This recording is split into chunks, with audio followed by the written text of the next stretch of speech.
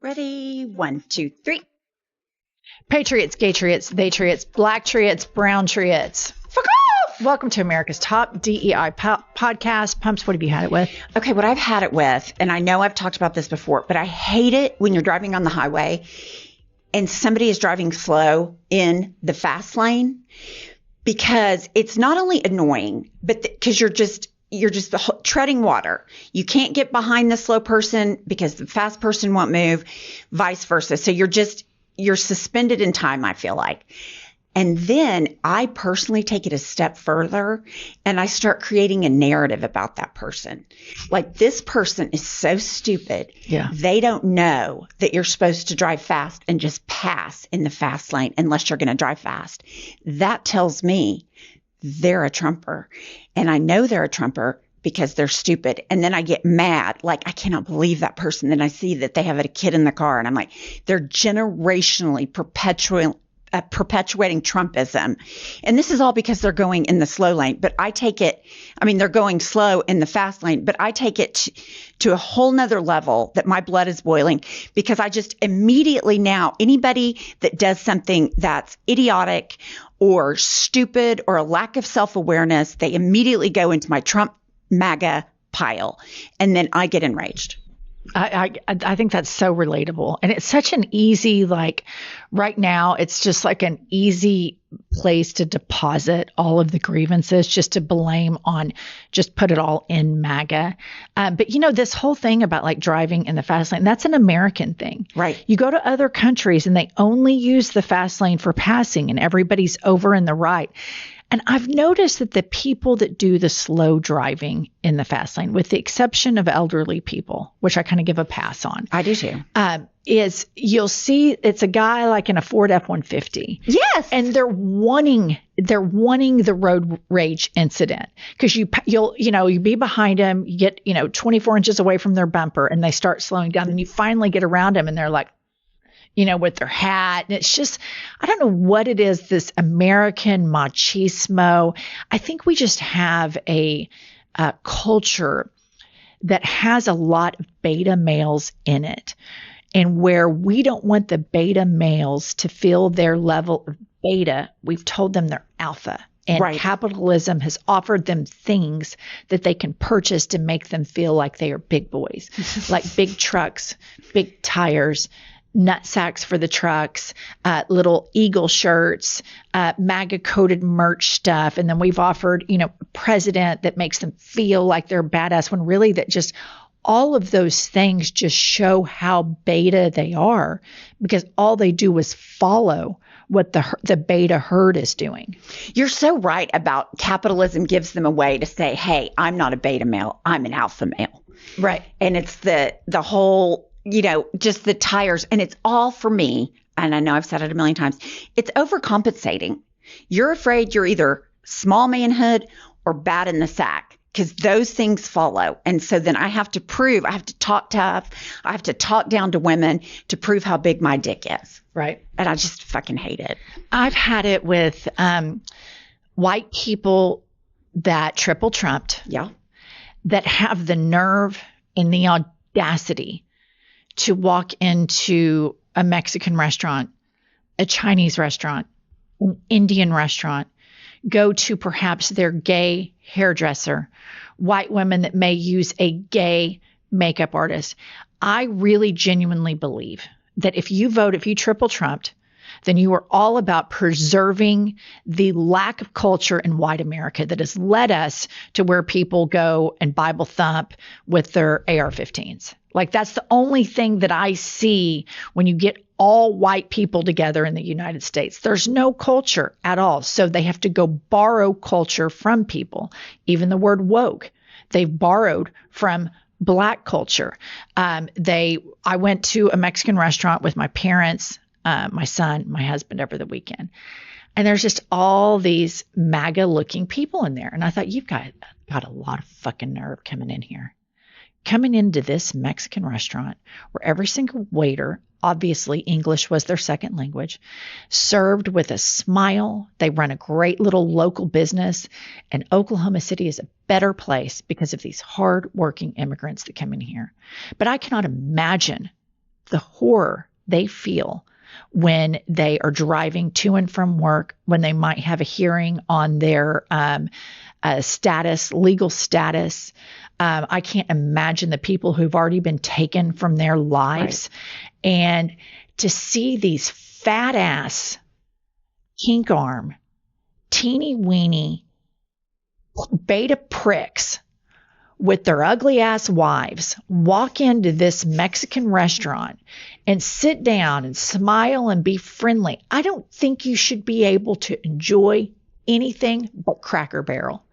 Get your fat asses over to Cracker Barrel. Quit watching NBA basketball. Quit watching sports that are dominated by African Americans. Quit going to Mexican restaurants. You want white culture? You go fucking live in it. You live in it, bathe in it, go to do all the white culture stuff, get your Bible thump on, go get in the dunk tank at the mega church after you watch your mega preacher drive off in his Rolls Royce, and then go, to the shooting range and go shoot shit.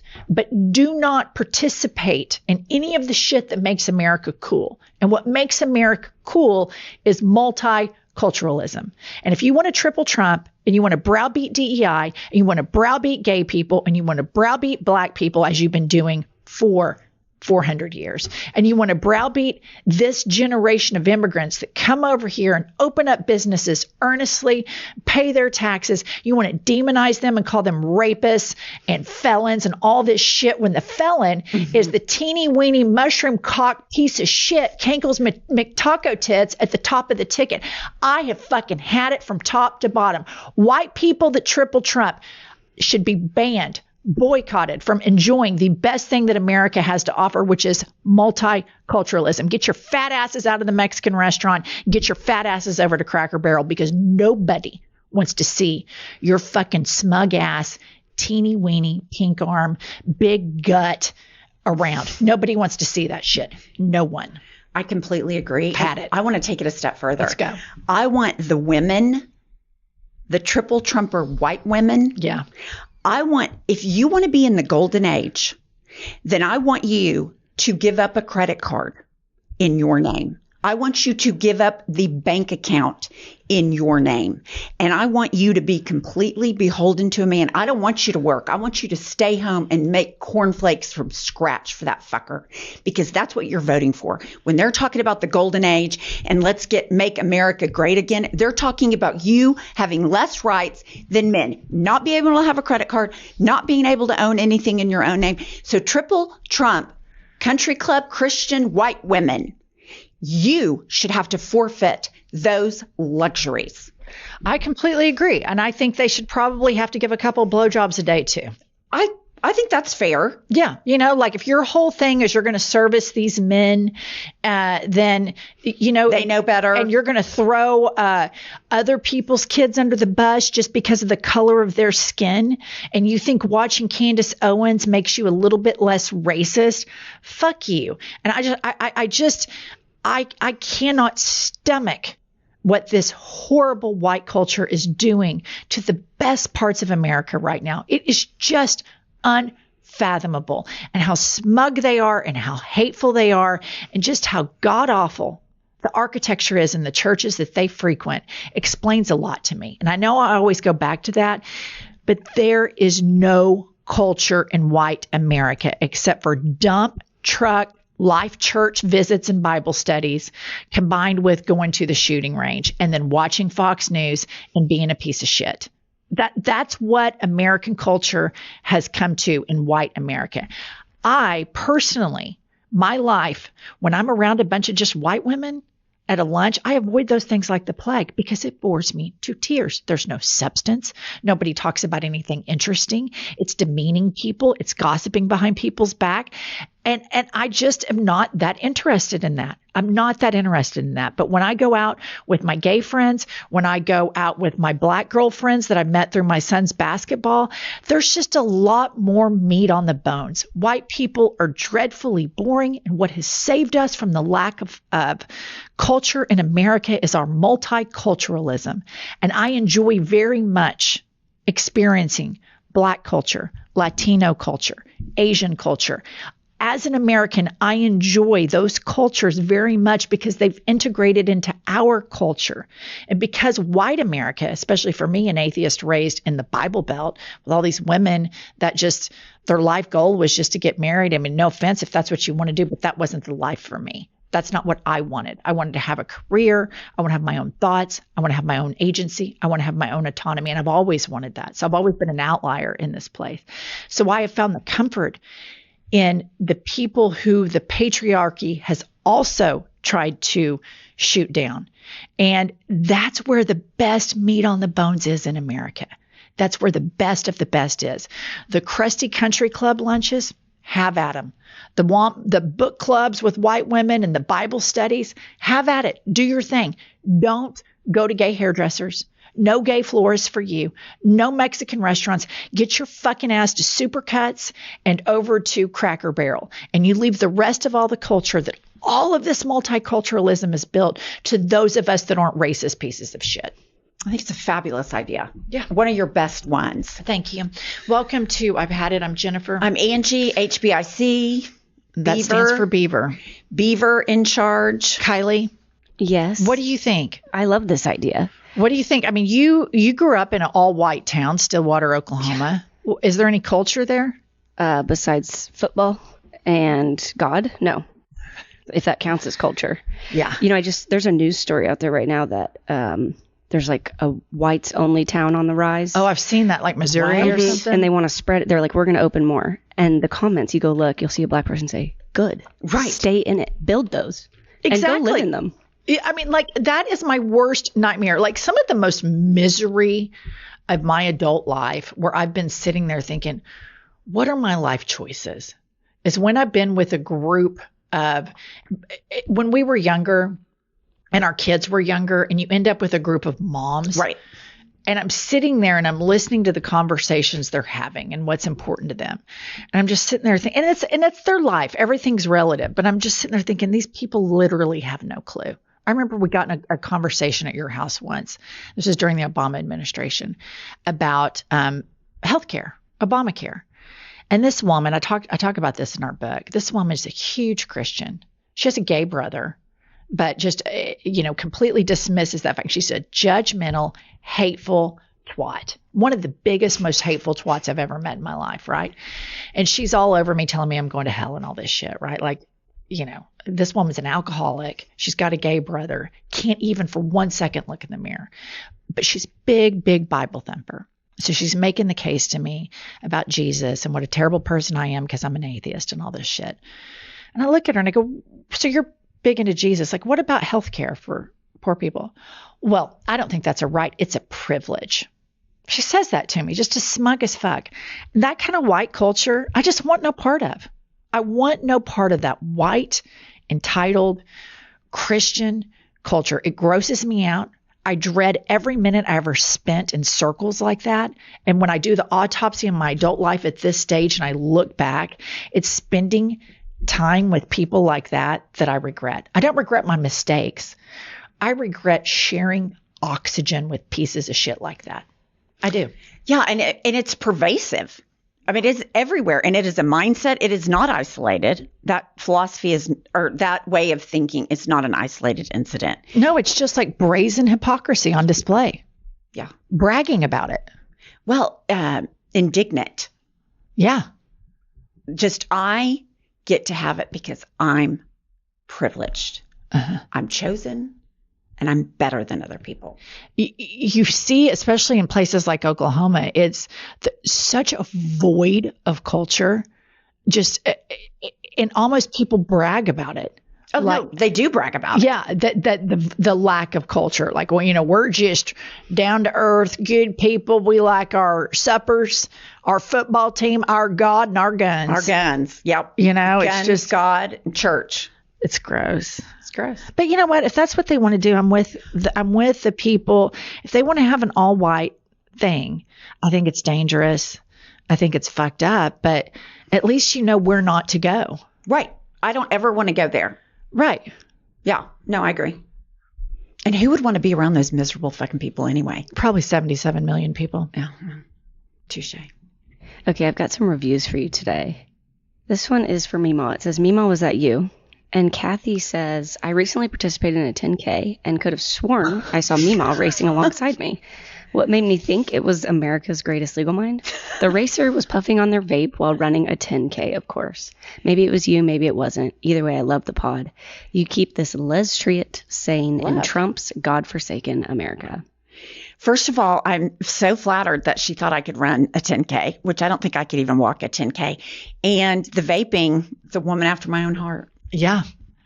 Yeah. I mean, the vaping is, I think you're a bigger vapor than you were a smoker, and you were 3 packs a day, Marlboro Lights.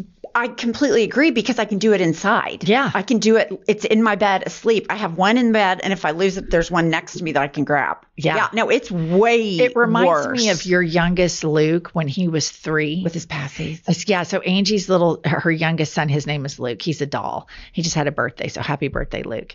And he was so obsessed with his pacifiers when he was little. He would have one in one hand, one in the other, and one in his mouth. And he could like juggle them in and out. And I would just, to fuck with him, because when you're a young mom, you're bored to tears. You're at home all the time with the kids. I would get a bowl and I would put all of his passies. There'd be like 12, and I'd put it right in front of him, like a bowl of chips. And Andrew'd be like, "You're such a bitch." And I'd be like, "I know, but let's just see what he does." I mean, he made sure he rotated them all in and out. That's you with the vapes. Yeah. No, it's an oral fixation for sure.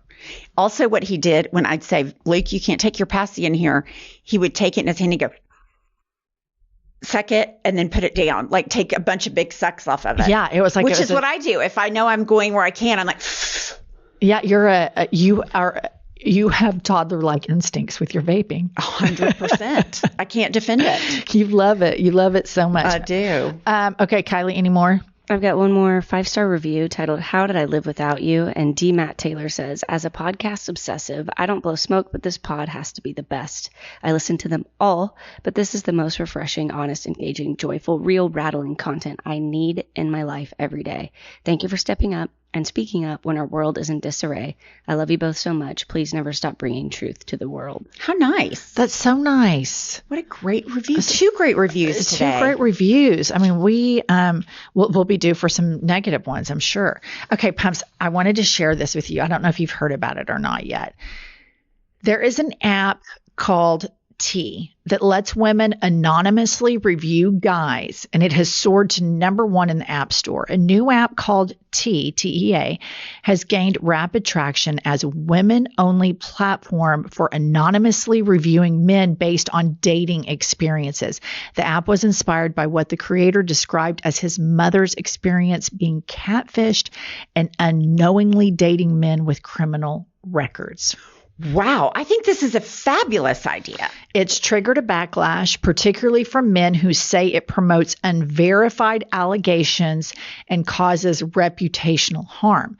Some have threatened legal action, citing concerns over privacy and defamation. The platform also suffered a data breach on July 25th, with personal information reportedly leaked on 4chan, according to 404 Media. So, in theory, when you think back to being young and dating, and it's not spoken about a whole lot, but when I think back to how horny men and how diabolical they can be to get laid, when you think back to being like in your 20s, and how they can put on this charm offensive and tell you everything that you want to hear. And so then you start sleeping with him. And then you find out he's got like 3 or 4 other side pieces. Right. And then you're like, what the fuck? He is such a piece of shit. And he perfectly like made himself your, perfect prince in your stupid, young, naive world you're thinking of. So in that regard, I can think about us, younger, and going, oh my God, this guy, spilling the tea on the app.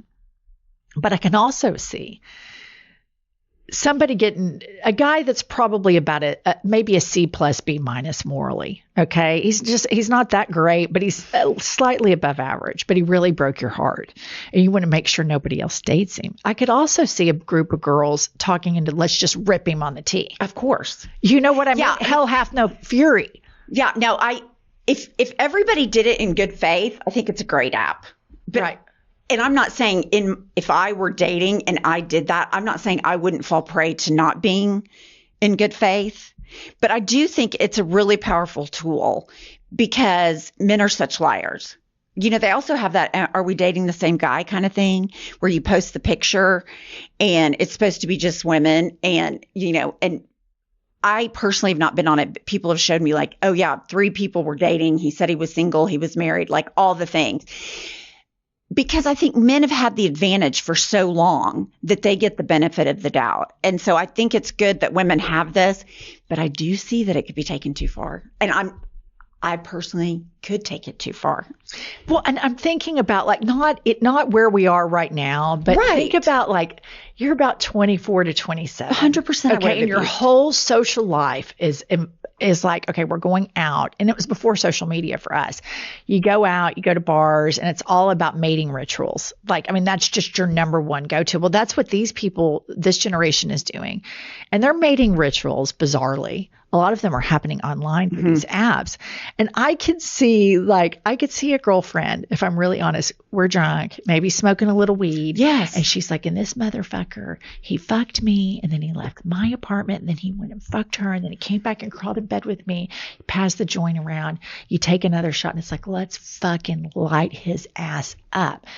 Now, here's the thing, is promiscuity, being promiscuous, is that, as for a 20-something-year-old male, is that worthy of complete reputational annihilation online?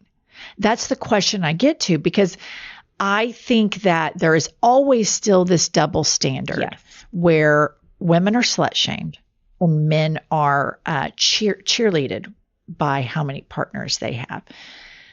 But ideally, I think in your 20s, it's the time to kind of go out and just fuck around. Agree. I think it's the time to go out and have casual sex, have serious sex, kind of figure out who you are sexually. I'm sure like there's some Bible thumpers that hate listening to us right now that are just dying. But genuinely, I think that's what the 20s are for. Learning, always under the parameters of consent and safety. But that's what you should do.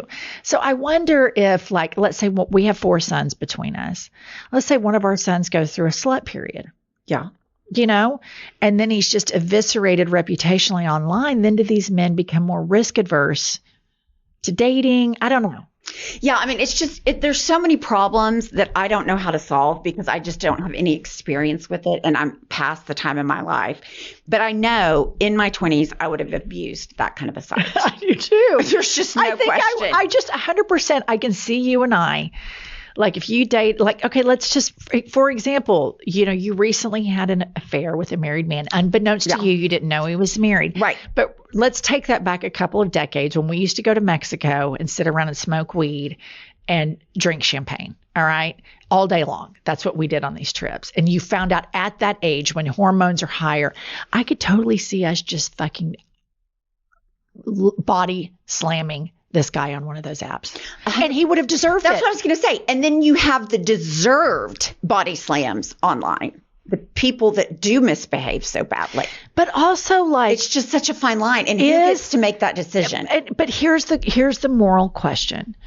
Outside of overt, like, sexual abuse and emotional abuse, is the guy that lied to you, took you on some dates, is that the internet's business?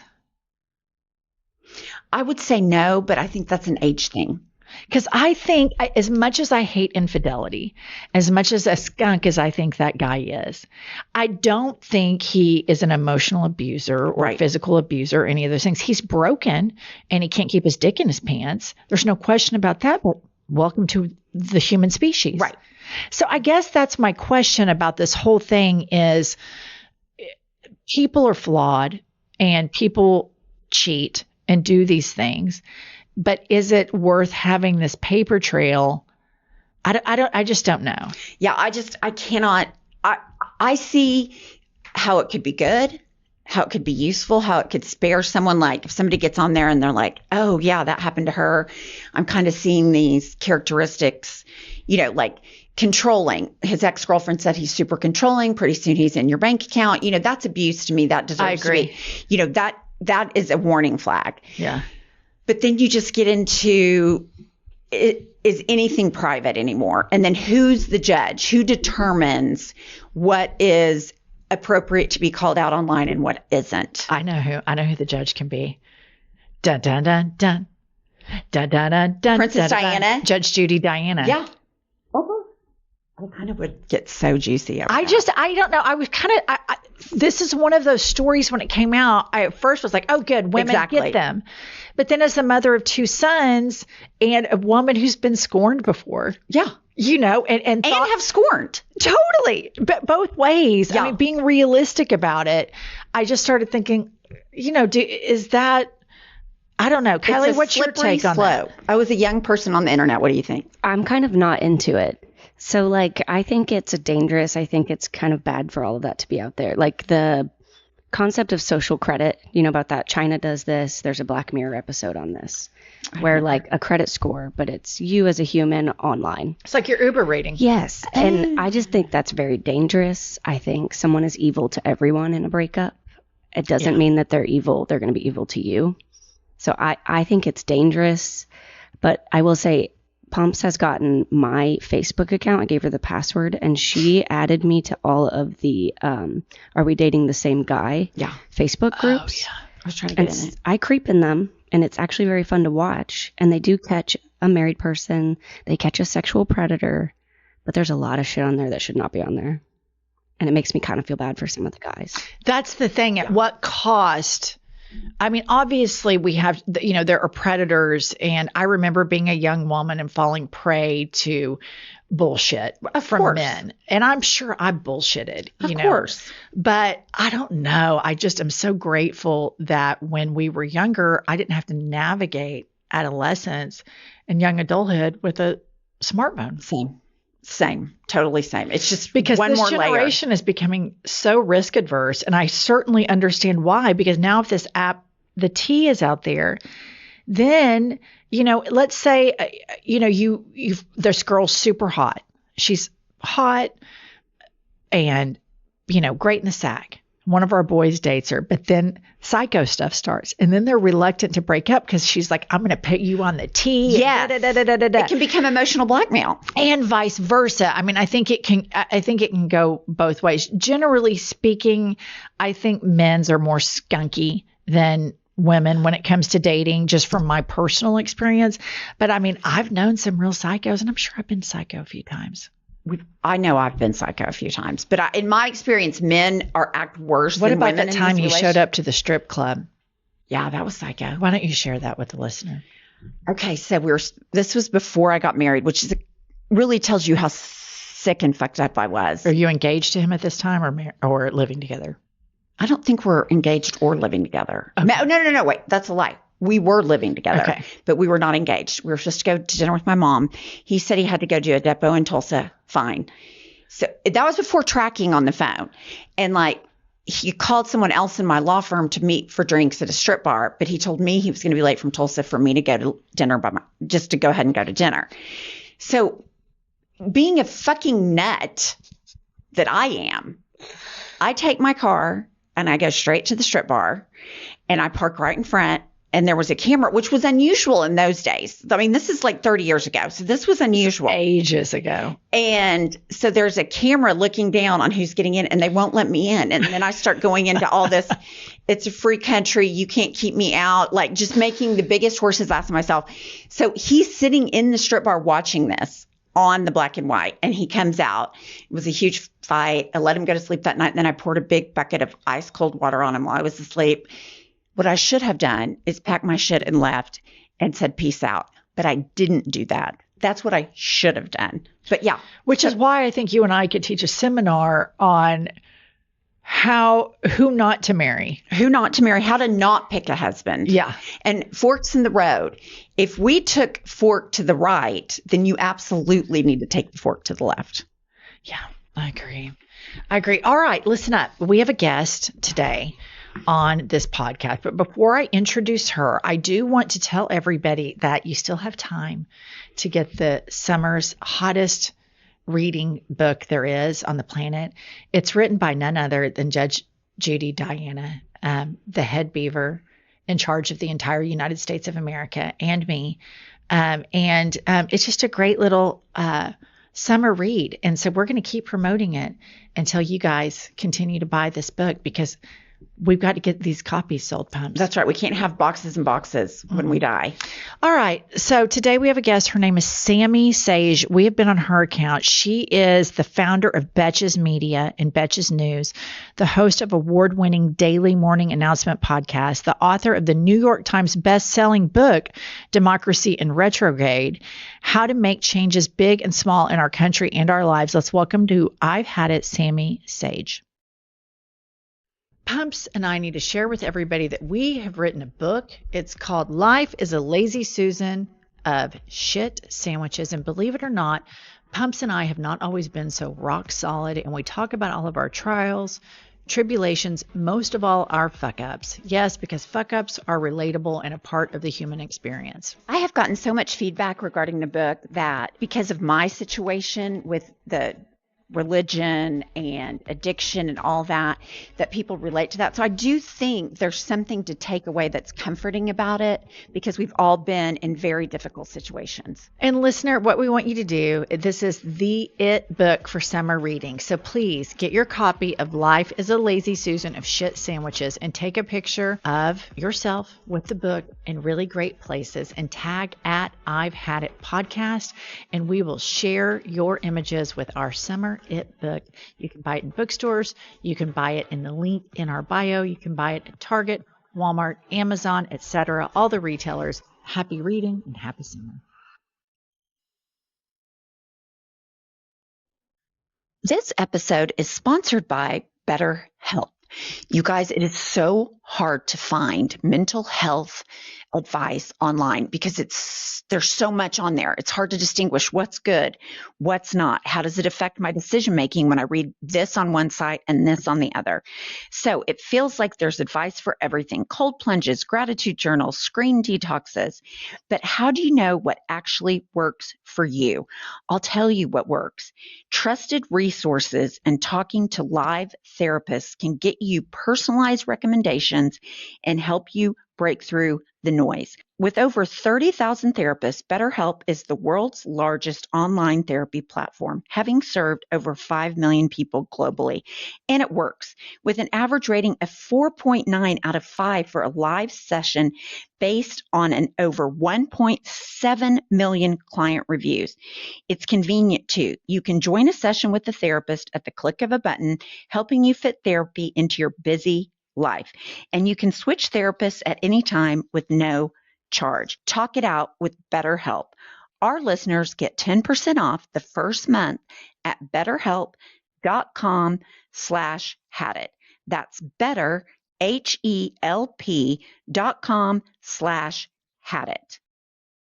I'm so done with people acting like low sex drive is just a part of aging. Like, oh, you're in your 40s. What did you expect? I expected to still want sex. Thanks. Exactly. And that's why there's Addyi. It's the first FDA-approved little pink pill for certain premenopausal women who are bothered by a low sex drive. Addyi helps bring back your libido. It helps you feel like yourself again. Yes, it's real, it's researched, and it's not just part of getting older. It's something you can treat. Go to Addyi.com to learn more. ADDYI.com. Addyi, or flibanserin, is for premenopausal women with acquired generalized hypoactive sexual desire disorder, HSDD, who have not had problems with low sexual desire in the past, who have had low sexual desire no matter the type of sexual activity, the situation, or the sexual partner. This low sexual desire is troubling to them and is not due to a medical or mental health problem, problems in the relationship, or medicine or other drug use. Addyi is not for use in children, men, or to enhance sexual performance. Your risk of severe low blood pressure and fainting is increased if you drink 1 to 2 standard alcoholic drinks close in time to your Addyi dose. Wait at least 2 hours after drinking before taking Addyi at bedtime. This risk increases if you take certain prescriptions, OTC or herbal medications, or have liver problems, and can happen when you take Addyi without alcohol or other medicines. Do not take if you are allergic to any of Addyi's ingredients. Allergic reaction may include hives, itching, or trouble breathing. Sometimes serious sleepiness can occur. Common side effects include dizziness, nausea, tiredness, difficulty falling asleep or staying asleep, and dry mouth. See full PI and medication guide, including boxed warning, at Addyi.com/PI. Addyi. ADDYI.com. All right. I think she's joined us. Let's welcome Sami Sage, our friend, to I've Had It podcast. Sami, welcome to I've Had It. We're so happy to have you on. Hi, I am thrilled to be here. I love you guys. And I can't wait to tell you what I've had it with. Could dive right into it. What have you had it with? Dive right in. Text messaging scams. I had one this morning. Do you get these a lot? Like, the I am time. just so sick of hearing that my package has been, delayed, or hearing that I have a ticket that I'm going to be arrested for not paying, or, and I just have to tell you what happened. A few weeks ago, I actually got texted by one of the scammers. He must have been new at the scam factory or something, because he accidentally made a text chain with a bunch of other people. So we were all like on it, and people were writing back like, "Oh, you fucked up," like, "Why are we all on here?" So it was, honestly, I'm just tired of getting texts from, and having like half of them be from not people that I know. It's really picked up lately, and I've gotten a lot of scam phone calls lately, like spam or whatever. It's just like it's picked up like 3 and 4 and 5 a day now. You know what it is? Trump's America. I mean, they're just beholden, these spammers and these scammers. And we blame everything, every little thing that happens in our personal lives, or in a larger scale to the country, everything. We're like, thanks, Trump. Yeah. Well, you're not wrong. I mean, he's basically made white collar crime not a real thing anymore. But I do have to say, I get a fair amount of these texts from Democratic organizations asking for money. So I don't know. I think it is Trump's America. It's this obsession with money and exploiting people and degrading their experience of life at any cost, because it costs nothing for them. And for us, it really costs a lot. Totally. Okay. I want to talk to you about something that I think is super important. And I think that you're a good messenger to help navigate through this. So it's the whole Israel-Palestine issue. And when you're like us and you live in red state, middle America, you don't really have a whole lot of diversity in your city. You don't really kind of know what the whole thing's about. And what I'm telling you right now, millions of American, even Democrats, don't really know what the whole thing is about. And then you start seeing these images coming out of Palestine. And then you see Benjamin Netanyahu, who just seems to be like a fascist, right-wing, unlikable, smarter version of Donald Trump. But then you're scared to speak about it, because I have Jewish friends. You're Jewish. You're scared to speak about it because you feel like then everybody's going to be like, you're an anti-Semite. And so it feels like everybody's just kind of like stuck and silenced about being able to speak about it. And then I see this Zoran Mamdani, who like, oh my God, here's the answer to all of our problems as Democrats right now. This is what we need to do. We need to go left. We need an economic populist message. The whole party is going to get behind him. And then you see Cory Booker and Hakeem Jeffries lollygag around, and they won't even endorse him. And so I just want to, number one, as a Jewish, liberal, progressive person, what is your take on all of this? And what can you tell people? And this is something the left is going to have to realize. A lot of people, Americans, are ethnocentric. A lot of people don't give a shit about it.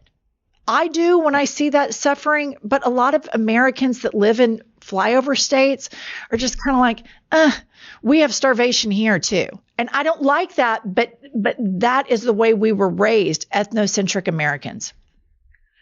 So you asked a lot of questions. I'm going to try to answer them all. And please interrupt me because I think there's a lot of pieces to this conversation that have become connected, even though they are not necessarily connected.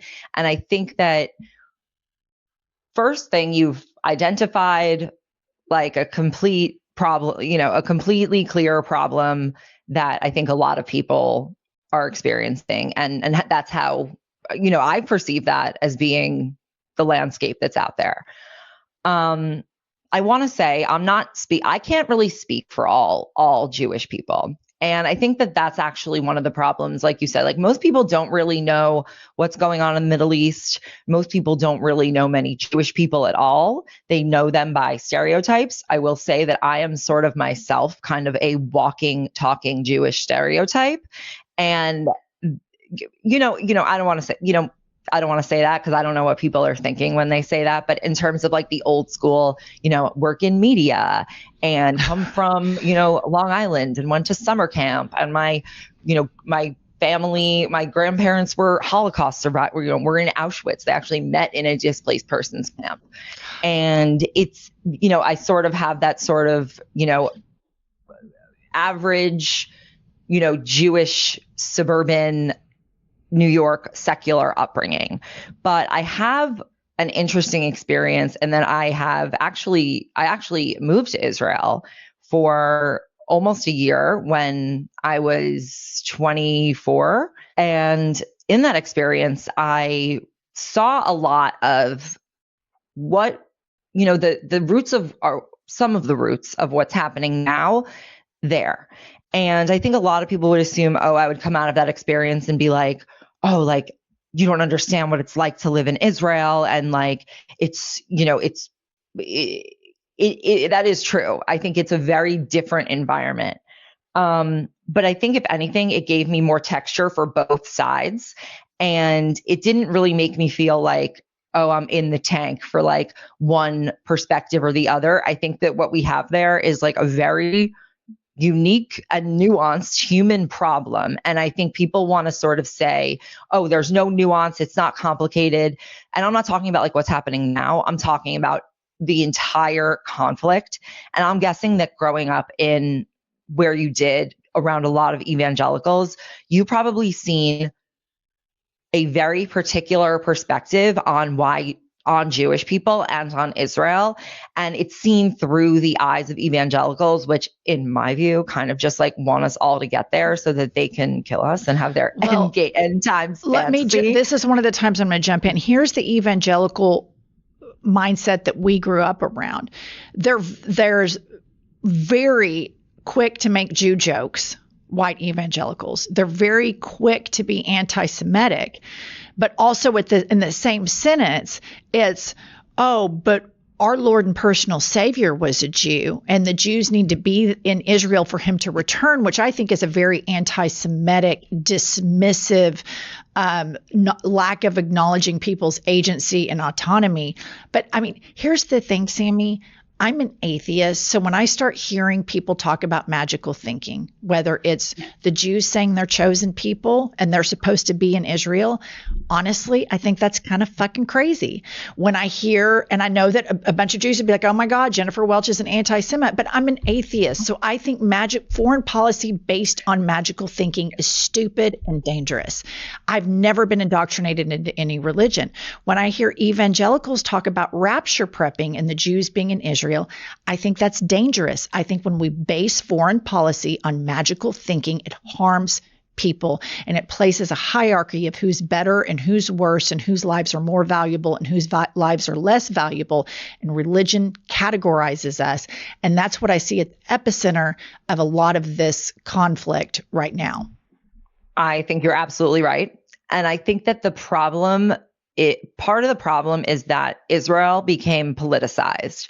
And a lot of that was really due to Netanyahu wanting to kind of play these games where it was like Israel wasn't a question of national security or policy or, an economic question or like a democratic human rights type of question. It became about a political pawn that they used as a cudgel against Obama and playing and, this like politicization of the Iran deal. But I want to get back to a few things about, talking about the religion.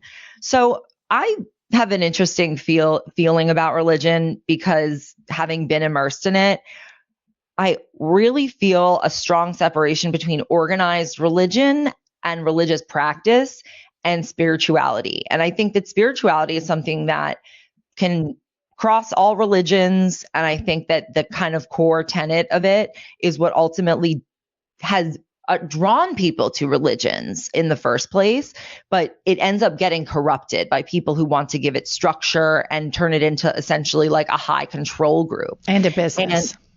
And a business, of course. Yeah, where we have major church businesses. Yeah. Right, of course. And boycott mega churches where,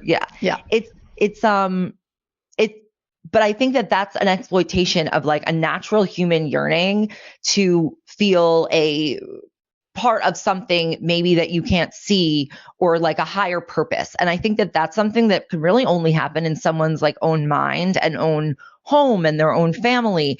And that's why you see so many people like posturing. And I think that's why like organized religion sort of incentivizes that by making it so external rather than about like the quiet sort of thing that like, how do you treat other people? At the bottom of every religion, they'll all say, oh, the most important thing is like the golden rule, like treat people as you want to be treated. Don't treat people as you don't want to be treated. Every religion sort of has that and says that that's like their core, but they don't actually do that because that's not what's rewarded in religious communities. So what I want to jump into right now is, as you spoke about, like, Jewish people are not a monolith, and you see protests, some in Israel, where people are, not in our name and they don't want this war to go on. But you see that this Netanyahu has really the only bipartisan stuff that I see in the United States Senate and Congress right now is support of Israel. Mm-hmm. And I see how beholden the politicians that I want to have moral clarity, like a Cory Booker or Hakeem Jeffries, how they don't fucking have it. So everything that comes out of their mouth, Sami, everything, I just think is bullshit. I think when Cory Booker goes off about immigrant children getting deported, but he votes to send bombs to Israel, to a maniac, Benjamin Netanyahu, I just think it's so morally depraved. But again, it's a really difficult thing to tiptoe and walk in because everybody feels like they're on eggshells, that your Jewish friends are going to say you're anti-Semitic. It's like, I'm not. I know how daunting it must have been to grow up with the trauma of the Holocaust. I've been to Dachau. I've studied this. When I was in London and I saw Cabaret when the guy took off his jacket and it showed that he had a swastika on his arm. Still to this day, and I'm not Jewish, I was like, oh, like just seeing the swastika just made me go. But then I think this, Sami, how are the people that this happened to? How are these people doing this to Palestinians? And everybody dicks over the Palestinians. I was researching it, and it's like Arab countries dick them over, Israel dicks them over, the United States dicks them over. Nobody fights for the Palestinians. And that's who I want to fight for. This progressive atheist woman, I want to fight for the most marginalized.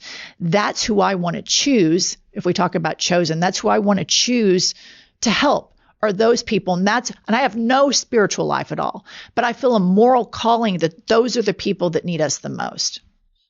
I mean, I completely agree with you. I think that the problem is that this has become a politicized and weaponized thing. There are a lot of dynamics as to right now the Palestinians have been exploited and have been pawns for, I would say, at least 15 years since 20 years since Hamas came into power there. They have been basically used as a pawn between Netanyahu and Iran. And because Netanyahu has essentially enabled them to stay there because he doesn't want to allow the Palestinian Authority. He doesn't want the West Bank and Gaza to be able to create a Palestinian state. That came after years of kind of like, oh, will we try to do a two-state solution? But that's where it really broke down. And that's where the Second Intifada and, there was this degradation within Israeli society, and both became radicalized. And I think what happened on October 7th was that people in Israel became so fearful. Like the level of that attack on everywhere made people just feel like their safety was not where they thought it was. And it just, I think, really radicalized people. And I think that Netanyahu took advantage of that. Not only that, there were warnings. There were many warnings that this was going to happen. Yes, and people in Israel say like, oh, he's the defender. But what I always say to them is like, okay, well then if this person is your defender, how did they let this happen when it wasn't even really a surprise? And, maybe the day was a surprise, but they knew that they were planning this scale of attack and it was ignored. And I think what you're looking at is sort of just a very classic situation of really bad actors who don't give one shit about the people under their subjugation at this point. It reminds me of Dick Cheney using 9/11 to go into Iraq. I mean, it's the same thing. Once you get the public scared and think that this is in the interest of national security and safety, then you can lie to them, and then you can go commit war crimes, which the United States did in Iraq. I mean, it's just a complete stain on our country. But it reminds me of that. Yeah. My feeling on this, and this is kind of what I say to the people in my life who are more hawkish. How can you get rid of Hamas? You can just make more. Like you just make more people. It's an ideology that you cannot stamp out, and they will even acknowledge this because it aligns with their like biblical ideology that you can't totally get rid of anti-Semitism. That there will always be people who hate Jews. And I kind of think that's true, but I do think that there are ways for people's opinions to change. And I also think there are social structures within a society. I think in a small L liberal, small D democratic society, that's where Jews are able to thrive because that's where you have freedom of religion. And I think what happened in Israel is that you have like an increasingly autocratic society. And Hamas, there are even records that Hamas decided to attack on October 7th because of the division, because Bibi had tried to create these judicial reforms so that he could stay in office. So he, in his trying to make Israel more anti-democratic, so that he could stay out of jail for taking bribes, which seems so quaint at this point.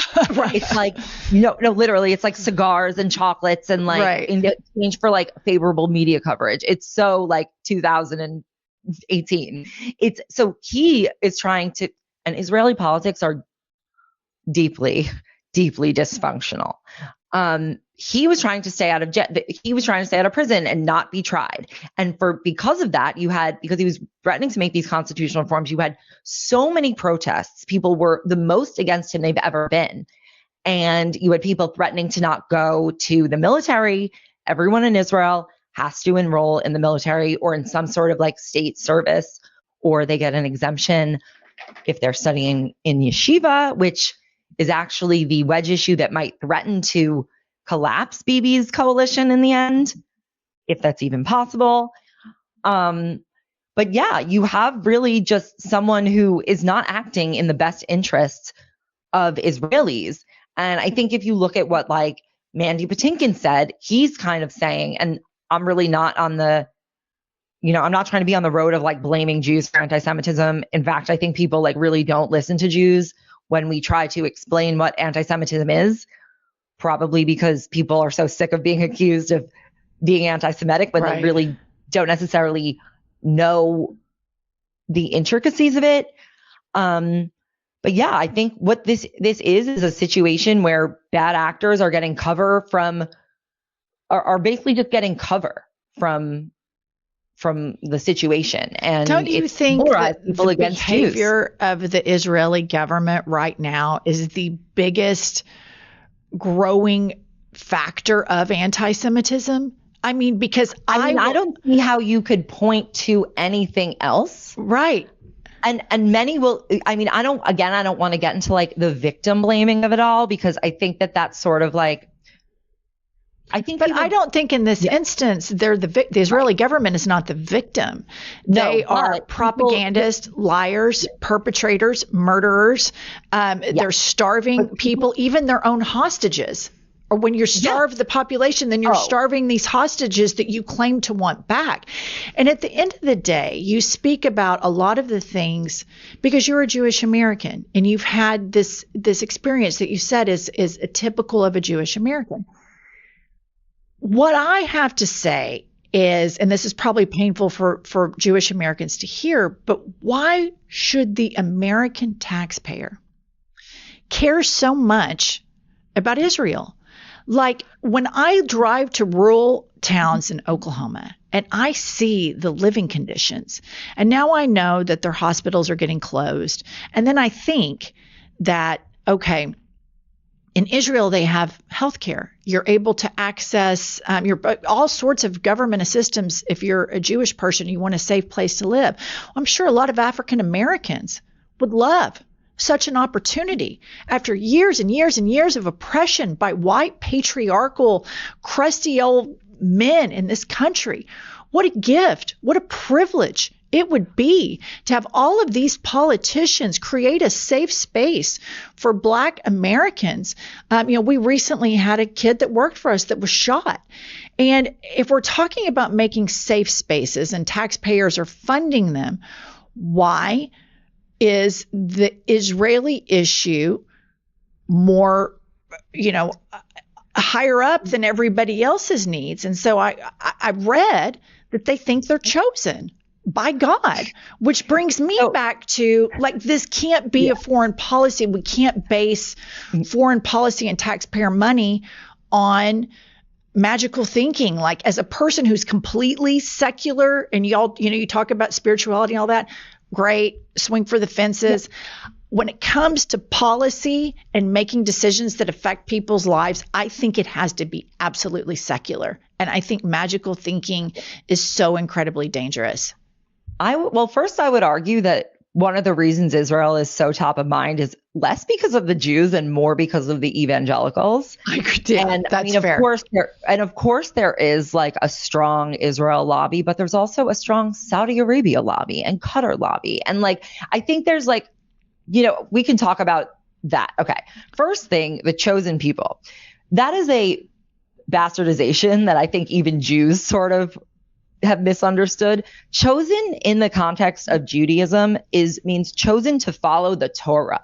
It's like that. It's not like, oh, you're this special people. It's like you were given the Torah and you're supposed to follow it. It's actually kind of like a hassle if you think about it. It's like, it's not like this. It's not supposed to be like we're special. But again, these things get sort of bastardized through secularization and just the fact that people don't really know that much about. It's true. To your point about why is Israel so important? The point you're making is really no different than the point I think people make about why are we funding Ukraine? The difference is that Netanyahu is not acting quite as the profile and courage that Vladimir Zelensky has acted as.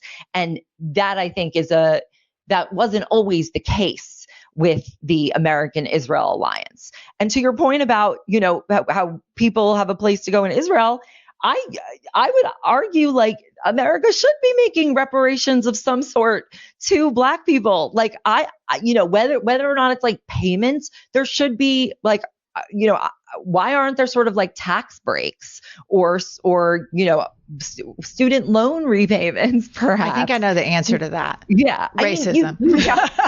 Yeah. Ding, ding, again, ding. I think that the evangelical support has been in America. It's because America is kind of a Christian nation. Totally.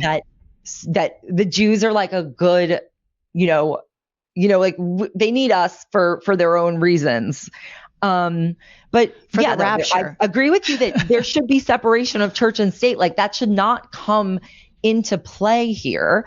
But at the end of the day, what has all of this achieved for the Palestinians, for Jewish people who feel really unsafe in America? And I think I can maybe explain that a little bit better so that you maybe don't feel maybe people will be a little bit more understanding of how, why Jews feel everything is so anti-Semitic. And I think sometimes people like overplay it. Like, I know there are people who would think that your point of view is anti-Semitic. I really don't believe that. I don't feel that you are. Like, I know that you're like, you just want everyone to feel, well, fair, everyone to live free, be able to practice their religion and not have another's imposed on them, and also not be killed. I think that the situation is, the way I see it, as somebody who's in the middle of the country and have conversations with other liberals / progressives in my state that are not, maybe raised Christian light, not evangelical secular, is number one, it seems to hold the Democratic Party hostage. And if you live in a state like Oklahoma and there's a total abortion ban, and you have you're ranked 50th in education, you have all these issues, right? And you're not religious at all. And then you start like just hearing you talking about Zionists, not Zionists, the Holy Land. I'm just like, who gives a shit? And I know people are like, oh my God, you're Jewish. I'm not. Like, and like the fact that we would base foreign policy off of God telling a group of people that you get to have this piece of land, I'm sorry, I think that's crazy. But I'm an equal opportunity critic of all of this. I think Sharia law is crazy. I think Christian nationalism is crazy. I think anytime we integrate religion into decision making, particularly when militaries are involved in that, it's reckless and dangerous. And I think it's Iron Age thinking in a modern world. Now, as a secular person, I always hear people that have to somehow pretzel themselves back to Iron Age thinking in books that were written 2,000 or 4,000 years ago. And I think they're more explaining why people do believe this. And your point is the real one. I don't really understand why we're making foreign policy based on that either. The issue is that our government is corrupted by religious nationalist interests overall. And it's not a Democrat or a Republican problem. It is it's like an oligarchic problem. It's like this set of people who are influential and wealthy and get to make decisions on a transnational level. These are the interests that we're kind of stuck with. And, do any of these people give a shit about like the starving Gazans? No, they don't. They use them as pawns. Yeah. They use them as like, to engagement farm and to like polarize people and to stir up hatred. It's like, it doesn't help. And they definitely don't care about the Jews that they claim to care about. Listener, if you're paying rent every month without earning anything in return, let me introduce you to Bilt, the rewards program designed for renters who want to earn something for their largest monthly expense. Let me explain. By paying rent through Bilt, you can earn flexible points that can be redeemed toward hundreds of hotels and airlines, a future rent payment, or your next Lyft ride, and more. But it doesn't stop there. Bilt is about making your entire neighborhood more rewarding. You can dine out at your favorite local restaurants and earn additional points. Get VIP treatment at certain fitness studios and enjoy exclusive experiences just for Bilt members every month. Bilt is turning a monthly expense into an opportunity to earn rewards and discover the best that your neighborhood has to offer. Your rent is finally going to be working for you. Earn points on rent and around your neighborhood wherever you call home by going to joinbilt.com/hadit. That's joinbilt.com/hadit. Make sure to use our URL so they know that we sent you. Finding great candidates to hire is like trying to find a needle in the haystack. You get so many resumes and not enough candidates have the right skills or experience, but not with ZipRecruiter. ZipRecruiter finds amazing candidates for you fast. ZipRecruiter's smart technology identifies top talent for your roles quickly.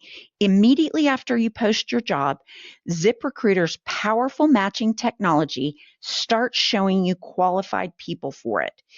Ditch the other hiring sites and let ZipRecruiter find you what you're looking for, that needle in the haystack.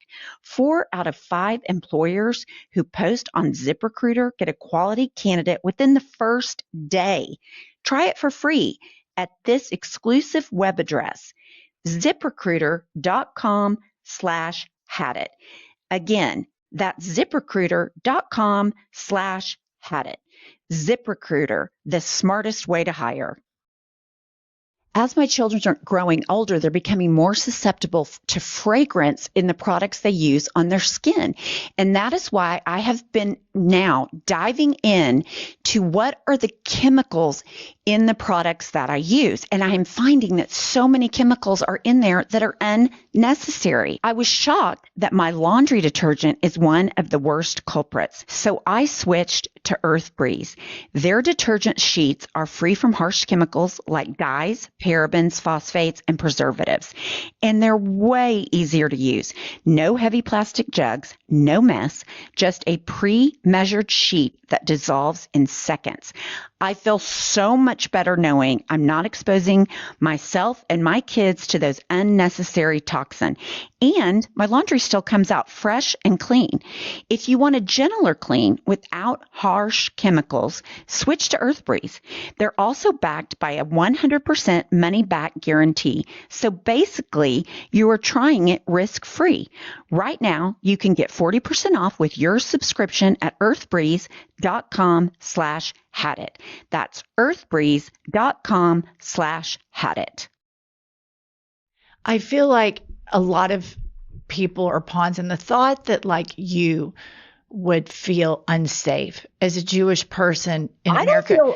That, I'll tell you, or if it's you or any Jew, I hate that. Like I, as a progressive person that has empathy, that triggers me and makes me every bit as sad as much as my Black mom friend who had to tell her son when he walked down the street not to have his hoodie on over his head, that her son felt that unsafe. So anybody not feeling safe because of their skin color or because of their religion is something as a progressive I want to advocate against. But that same empathy, the same thought track that I have for the Black mother, that I have for any Jewish American on a college campus or anywhere, that same compassion also goes to Palestine. And that's where I think people get frustrated with some of the voices in Jewish spaces because you get policed. Lack of empathy. Yeah. I'm with you on that. And I think that is a problem that plagues a lot of issues. Like I think about this with like the trans issue all the time. It's like, if you really believe that these kids have some sort of like mental illness and they're like so wayward, it's like, well, then why do you treat them like shit? Right. Why are you so mean to them? It's like, there's this lack of empathy and it's like this sort of like giddiness at spurning like the value of life. And what I think is that is very antithetical to Judaism and Jewish practice. And it's like, and it kind of kills me when people bring up like, what about the hostages? It's like, Netanyahu didn't give a fuck about the hostages from day one. It's like he doesn't give a fuck about them now. Talk to me, basically any hostage family, they will all tell you that they don't care about them. So it's like, how can you possibly like yell at the random American online who's like doesn't put the hostages front of mind when like the leader of the Jews doesn't? I completely am with you, and to me, it physically hurts me when I read comments from, Ben Gvir and Smotrich. It physically hurts me. And that's where I come from too, where I'm like, where I feel the same as you. It's like, even if, I'm not privy to the Israeli military secrets, but I do know that I wouldn't ignore warnings of such an attack so that I could keep myself in power. Because, I think that I can now use this as a weapon. If I actually cared about life, anyone's, I would try to prevent that and not, warmonger further in a land grab. And it does put the Jews in jeopardy. And it's just, I think what people want, and maybe I hope that I don't know if I can say this for all people, but I think the hardest thing for Jewish people is that there's this like lack of listening about what it actually, like why we feel quote unquote unsafe. And it's that there are so many people who do confuse or purposely confound Israel and what the Israeli government's doing as with just all Jews, as being representative of all Jews. And that is, and that us, advocating for ourselves or trying to explain is somehow like diminishing what's happening to the Palestinians, when like the place I'm always coming from is like, how would we like it if that happened to us? And I'll say, like, when I lived in Israel, I had many formative experiences on both sort of ends of the spectrum that, between Palestinians and Israelis, that made me just feel like, how would you each like it? Kind of was my feeling. And it was very eye-opening because, both advocates for both sides will sort of like fire things at each other, points at each other. And it's like, yeah, you're all right. And none of you are trying to actually come up with a solution. So, yeah. Yeah. I think I follow you. Obviously, we've been on your podcast and I follow you on Instagram, and you do some really good takes on this. And I think that credible messengers are really important, especially right now. And I think like Andy Brashear and that James Tallarico, they're good talking to Christians about Christian nationalism.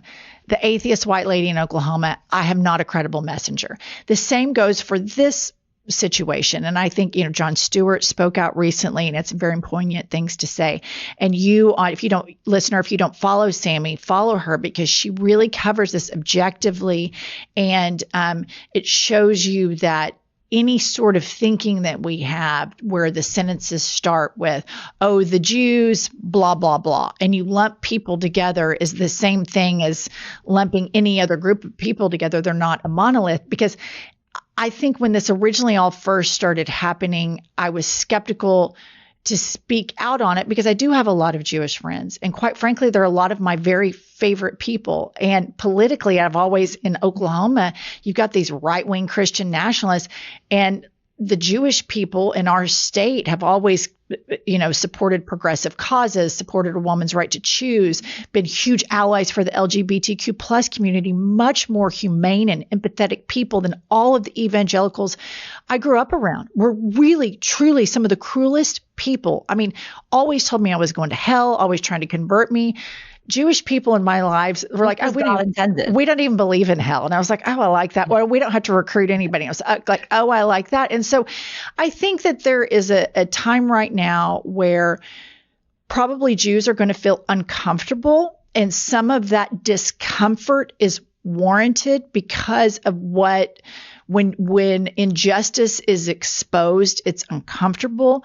But then there's also a safety issue where, I've seen firsthand and been in white WASP circles a lot, where I hear racist stuff, where I hear anti-Semitic stuff. I've heard it my whole life, Sami. And I could go into a country club right now and I'd hear that stuff. And so I just think you're a really good voice. And I want to amplify that there are people that are Jewish that see the same thing that everybody else sees, and connect our sense of humanity. And when we all see human suffering, Jewish people see it too. And it must be a double-edged sword, because a lot of people think, uninformed Americans or people on the global stage think you're responsible for this simply because you're Jewish. And that's just simply not the case. It is. That would be like saying I was just in Europe, that I'm responsible for alligator Alcatraz just because I'm American. And I completely disapprove of everything that MAGA does, but I am an American. There's nothing I can do about that. Exactly. I think I know this because a lot of people come to me and say, thank you for speaking this way. Like, I agree with you. It's hard to articulate because there's really no, it doesn't feel good. It feels really easy to just be like, I'm super all in on this side, or I'm super all in on this side. And just to see things very like black and white and not, sort of just ignore the pieces of the argument that don't like jive with your side. And I think that it's like, I kind of am inspired to care about politics and to care about, progressive ideals by my Judaism, by the fact that, we want to heal people, we want equality, we want freedom. Like, I know that it's also a matter of like Jewish safety to live in a free society. I think a lot of people don't really necessarily understand that. And I really appreciate you seeing that. And I want to encourage more people to kind of be able to just come forward and talk in a space where you maybe don't have to like know everything or defend everything or not, or, not everything has to be this ultimate defense or criticism. Like, you can just try to share your experience. And I think the more like, there's not enough voices in this sort of middle rational space and I wish that there were, because the only Palestinians are not getting less hungry because people are fighting for them online. Like, it's just not, it hasn't happened. And I think that I just think a lot of this is really misguided. A lot of what is misguided? A lot of the like online fighting. Like, that's not actually. I disagree. Helping. I think that when you see injustice, and I think a lot of. I don't think like calling it out. I mean, like yelling at Jews, calling you like a Zio or a Zionist. No. What does that achieve? I completely. Yeah. I think you have to keep your eye on the ball, and you have to keep your eye on the Israeli government. And it's the same thing that happened during the George W. Bush administration and the march in Iraq and Abu Ghraib and all of that. I didn't vote for him. I didn't vote for him 2 different times. I thought the whole thing, they attacked the wrong country, and there were all of us waving our arms saying, no, not in our name. No, not this, not this. And I think it's important that we find our aligned and common humanity in this. And I want to leave you and our listener with this. So Oklahoma, very homogenous state live in. I did have, because I am a Democrat, end up at these political fundraisers. I met some fabulous Jewish people that were politically aligned with me. But probably about 6 months ago, I was playing tennis with a girl that I play tennis with some, and she kind of has really pretty like Mediterranean skin, dark hair. And I said, where's your background? Like, where are you from? And she said, oh, I'm Palestinian. And I just grabbed her hand, because you don't meet many Palestinians in Oklahoma. And I grabbed her hand and I said, I am so sorry about what's happening in your country. And she started sobbing. And she said, you're the only person in this entire city that has acknowledged to me that this would be painful. And I can't thank you enough for showing me compassion. And because she has family over there, and, her childhood memories of you going to Israel, she has memories of going to Palestine. And so, people underestimate how much of a like personal familial tie there are between Palestinians here and in Palestine and Jews here and in Israel. I think it's like not understood. But to what you're saying, like, think about how much more that does for someone or anyone than all the yelling at Jews online could never do. And I think if people center their efforts around compassion, around understanding, that will, my feeling is that like that will be effective. Although unfortunately I've come to feel that like there's nothing that I can personally do, which is very, very painful and truly like miserable, honestly. Sami, we have to go soon, but I do think you speaking and I think, again, back to the credible messenger, it is the best thing that you can do for Jewish people to help promote Jewish safety is to say, look, I am a Jewish person. I oppose what this government is doing. It's simple. We can get into history and all of those things. But for me, when I heard Jon Stewart, when I heard the guy from Homeland, I can't remember his name, but I just know him as yes, him. Saul. And Saul. When I hear that, I'm immediately reminded this is exactly how I feel about alligator Alcatraz. I oppose it. Every ounce of my DNA opposes it. So I think the best thing that you can do is come on to spaces like this. We have obviously a very progressive listenership that you have 100% in common with: compassion, empathy, human rights, social justice, LGBTQ rights, women's rights, Jewish safety, Palestinian safety. And I think it's so important. And it was why I really, really wanted to have a longer episode and have you on to remind people that there are many, many victims of fascist governments. And even the people that fascist governments say they're trying to keep safe are often victims of those governments. And so I can't thank you enough for coming on. I think it's uncomfortable, but I think we all have to talk about this because it is really captivating American politics right now. And it's just wrong what we're seeing. Thank you. Thank you for having me. I'm happy to, try to elucidate to the extent I can. And, I hope I didn't say anything that, comes across misunderstood or, offended anyone. I'm happy to talk about it and hear feedback, because I feel like the only way that you're going to come to a broader understanding. I agree. I completely agree. And I think that's what these spaces are made for, podcasting. I agree. They're made to have these types of conversations where we learn about each other from each other. I agree. Sami, we love you. Mwah. Mwah. All right. Have a great day. And thanks so much for coming on, and we'll text you next time we're in New York. I think that's a really brave thing that she's doing.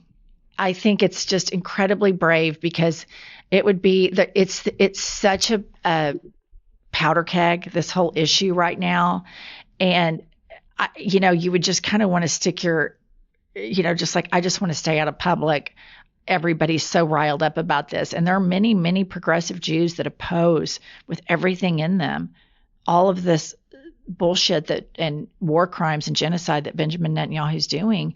And it would be a very uncomfortable space to be sitting in. So I think her messaging is so important. I think it's so important. And she leads with empathy for everybody. And I think that's what we're missing in the United States and in Israel. And I think it is so important to make the distinction between the government of Israel and the people. And they're different, they're just as radicalized over there as we are here. And the lack of empathy here, and the difference between a Christian nationalist and being rah-rah for alligator Alcatraz and then being a liberal person. It all boils down to empathy when I see it. Like these corrupt governments, they're all about money and oligarchy, lack of empathy across the board. Yeah, I agree. All right. Thanks for tuning in for our long, extended podcast today. Pumps, tell them. We will see you next Tuesday and Thursday. I've had it with. Let's hear it. I've had it with that. Listen up, patriots, gaytriots, and natriots. We have a new podcast that has dropped. It's called iHip News. It's Monday through Friday, every day, 15 to 20-minute hot takes on the political landscape of the United States of America, always served with a side of petty grievances. We are on all the available platforms: Apple, Spotify, Google, whatever you get your podcasts, and YouTube. Please go rate, subscribe, and review so that we will chart upwards with America's greatest legal mind. Pumps, what does an eagle say? Caw-caw! A little bit more enthusiasm. Caw-caw! That's it. That's Caw-caw! That's the Patriot.